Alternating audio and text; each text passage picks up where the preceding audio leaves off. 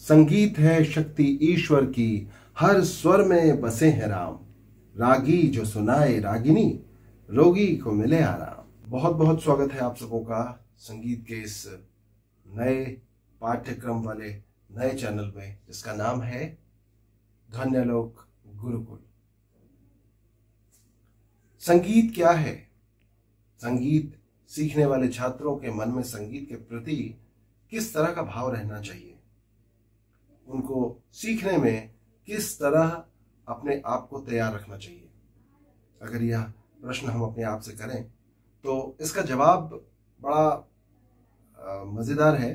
संगीत सीखने वाले बच्चों के मन में संगीत के प्रति लगन, एकाग्रता और साथ साथ जो कि आज बच्चे ध्यान नहीं लगाते और उस पर ध्यान नहीं देते हैं, वो चीज है एक नियमितता, एकाग्रता, लगन। ये सारी चीजें कभी कभी मिल भी जाती हैं बच्चों में, लेकिन जो नियमितता है, जिसे कंसिस्टेंसी कहते हैं, वो बच्चों से नहीं हो पाता, वो स्टूडेंट नहीं कर पाते, जिसकी वजह से उनका अभ्यास रुक रुक कर होता है, नियमित नहीं हो पाता, रूटीन नहीं हो पाता, जिसकी वजह से वो फ्लो नहीं आ पाता जो वो चाहते हैं।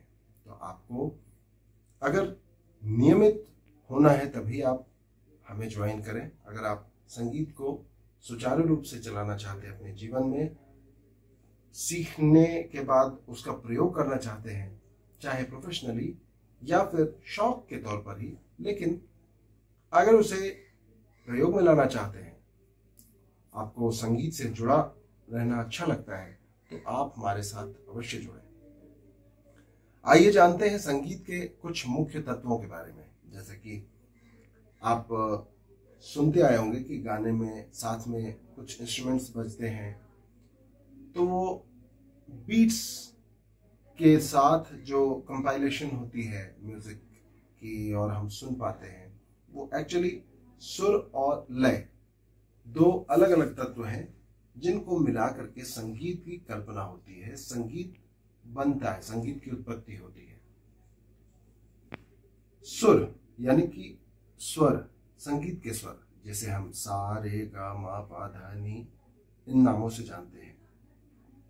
और लय, लय सुनने में एक जाना पहचाना सा, सुना सुना सा एक वर्ड है। लय आखिर है क्या? इसको आप ऐसे समझ सकते हैं कि एक ग्लास पानी है आपके पास, जब तक वो ग्लास में है, या एक बकेट पानी है आपके पास, जब तक वो उस बकेट में है, या किसी भी बर्तन में पानी है, तो जब तक वो पानी उस बर्तन में है, तब तक वह पानी आपके लिए मल्टीपल यूज में आने के लिए तैयार है। जैसे ही वह पानी अपने बर्तन से, चाहे वह ग्लास, बकेट जो भी है, उसको फर्श के ऊपर उड़ेल दें, तो वह पानी बर्बाद हो जाता है, वह सिर्फ उस फर्श को धोने के काम ही आएगा, क्योंकि उस पानी ने अपनी संरचना, अपना जो बंधने का आकार था, जिसमें वह पानी बंधा हुआ था, वह खो दिया और वह फिर आजाद हो गया। और उसकी आजादी चूंकि किसी आकार में नहीं हुई, किसी व्यवस्था में नहीं हुई, इस वजह से वह यूजलेस हो जाता है। ठीक उसी तरह संगीत भी है। अगर संगीत के सुरों को पानी की तरह, उस पानी की तरह जिसे हमने फर्श पर उड़ेल दिया, अगर ऐसा करते हैं, लय के साथ नहीं रखते हैं, तो वह संगीत भी उस पानी की तरह यूजलेस हो जाता है, जिसे सुनना, समझ पाना बहुत मुश्किल है, या कहें कि नामुमकिन है। तो हमें संगीत को लय में बांध कर ही प्रस्तुत करना चाहिए। यह लय तबले की हो सकती है, ढोलक की हो सकती है, ड्रम की हो सकती है, गिटार की हो सकती है, पियानो की हो सकती है, किसी भी इंस्ट्रूमेंट के साथ हो सकती है।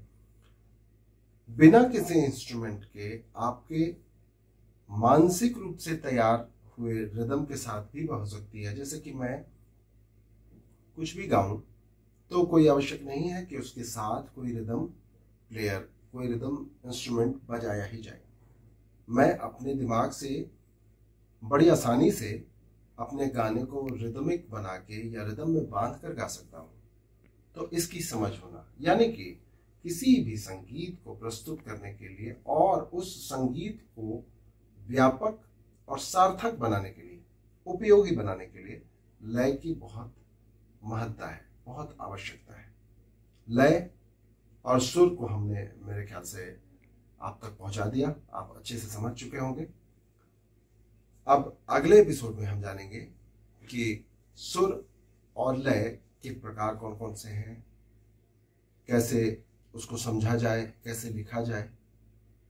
इन सारे विषयों पर अगले एपिसोड में चर्चा करेंगे। तब तक के लिए नमस्कार, जुड़े रहिए ध्वन्यालोक गुरुकुल के साथ।